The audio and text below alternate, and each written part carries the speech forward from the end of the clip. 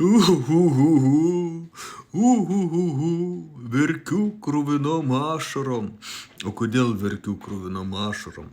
O todėl, kad šįryt sunaikino mano YouTube kanalą. Laurynas Ragelskis transliuoja. Taip, vat paėmiau, vat tenai jau norėjau įrašyti, įkelti video, pasidžiaugti, kaip šauniai dirba 15 kakučių, atsiprašau, netgi norėjau pasakyti 15 minučių ir žurnalistės, ir netgi ne žurnališliuškos, jau vat norėjau pagirti už tai, kad jos tenai gavusios konservų pedopartijos užsakymą papjauti socdemų tenai premjerės aplinką, jos va taip pat iškapstė ir realiai pričiupo paramos pinigų vagį. O dabar negalėsiu to padaryti, nes mano paskyros nebėra. Ir čia, žinote, draugai, man yra standartinis dalykas. Kai tik tai YouTube'e pradedu surinkti ten šiek tiek didesnį auditoriją, vat jau artėjo prie 1000 prenumeratorių, kada įsijungia YouTube'e toks su pilnom funkcijom gyvų transliacijų režimas, kada YouTube'e įsijungia monetizacija, kaukšt ir nunešė kanalą be jokių pažeidimų, be jokių kažkokių tenai draudžiamų dalykų, be jokių skatinimų smurtauti, be jokių, taip sakant, šitų pažemintojų ir paniekintojų užgauliojimų, kurie tenai labai yra YouTube'o saugomi. Ne, užtenka, kad tu kalbi apie politiką, apie realią padėtį Lietuvoje ir taip sakant, neleidi pamiršti, kad mes esame lietuviakalbių, nelietuvių kilmės, mafijos, okupuota, bananinė, kolonijinė pseudo valstybėlė. Nuo to ir užtenka apibrėžti realų mūsų nedo valstybės realią situaciją. Ką tai rodo? Tai rodo elementariai mūsų neįgalios valdžios, valdžiagyvių silpnumą, kadangi jie neturi argumentų atremti tokią, kaip čia, žmonių, kurie netgi nedaleidžia iki kažkokių ten didelių auditorijų, iki jokių tenai portalų ir taip toliau. Jie neturi argumentų atremti tokią poziciją, tokį matymą, tokį mūsų valstybės, nedo valstybės supratimą.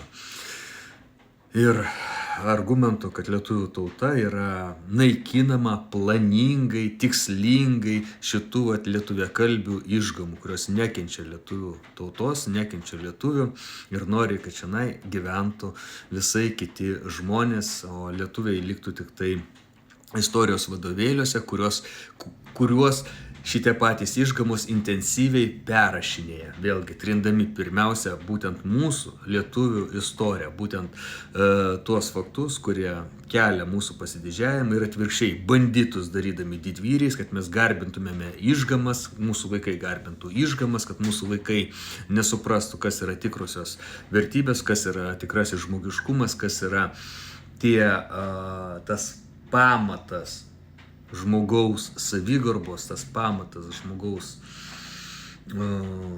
žmogaus garbingam, doram gyvenimui.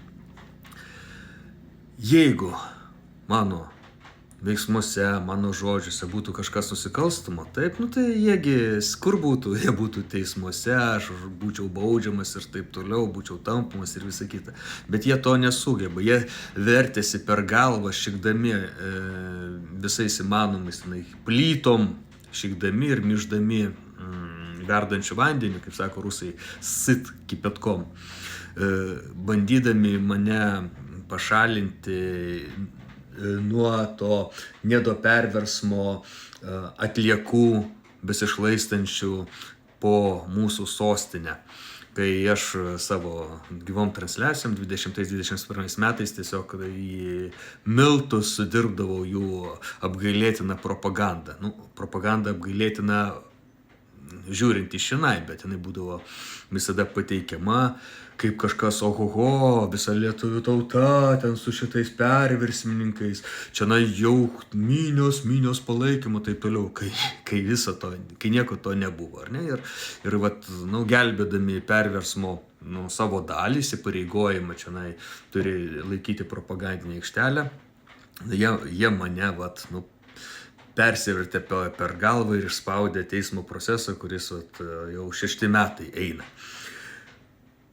O visa kita nėra už ką mane bausti, nėra už ką mane represuoti, nėra kaip atsikirsti mano argumentus.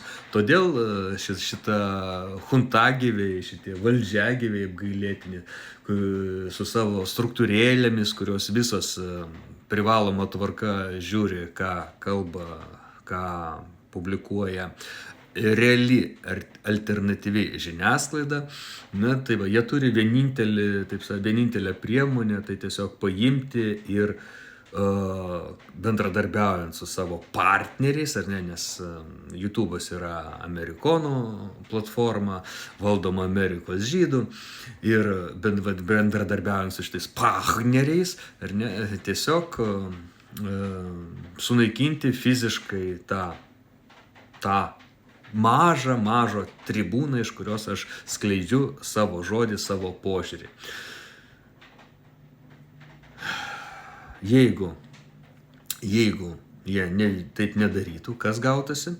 Gautųsi, kad Lietuvoje po truputį rinktųsi kritinė masė tų žmonių, kurie ne tik skleidžia informaciją kaip aš, bet tų, kuriems tą informaciją atliepia jų matymą, jų supratimą, jie vienytųsi, jiems būtų lengviau organizuotis į kažkokias visuomeninės organizacijas, o paskui nedaug dievė į kokią nors partiją, ir tada vieningų supratimų, matydami, bendrai suprasdami situaciją, bendrai suprasdami, kas vyksta, ir matydami bendrą tikslą, galėtų suformuoti bendrą tikslą ir nušluoti šitą išgamų mažumą užgrobusią valdžią Lietuvoje. Todėl šita išgamų mažuma, tokiomis priemonėmis ginasi. Kas bus ateityje? Pamatysime. Kažkada man nebuvo galimybės 7 metus kažkur Facebook'e net užsiregistruoti po to Kijevo judų oligarchato įvykdyto perversmo buvusioje amžinatilsį Ukrainoje. Tai vėliau, šitą bloką nuėmė, nors ten toliau blokuoja ldn.lt, jūs šitame Facebook'e jokio įrašo su tokiu užrašu ldn.lt negalėsite išpublikuoti iki šiol, ar ne? O dabar, bent jau mano kol kas paskyra Facebook'e veikia, aš ten keliu tos pačius video, kuriuos keliu ir YouTube, ir čia į TikTok'ą. Ir, gal kažkurio momentu pasikeis ir šita pozicija YouTube'e dėl turinio, koks yra skelbiamas YouTube'e, ir, taip sakant, nenaikins, neravės, tų informacinių daigelių dar jų pačioje užuomazga. Nesakau, kol ten buvo 100, ten kabėjo kelis mėnesius ir taip toliau. Kai tik tai mostelė čia po gegužės 9-osios pradėjo eiti nauji prenumeratoriai į YouTube kanalą, turiuomenį, iš karto, taip, jau priartėjo 1600 ir bus 1000, iš karto bats ir nuskynė. Taigi, draugai mano, gyvename, smaginamės, nepamirškite, kad jeigu žiūrite kažkokioj platformoj, tai ir staiga nebematote, karts nuo karto pasitikrinti, kur jūsų, taip sakant, mėgiami, mylimi ir stebimi transliuotojai. Viskas, iki, laikom frontą.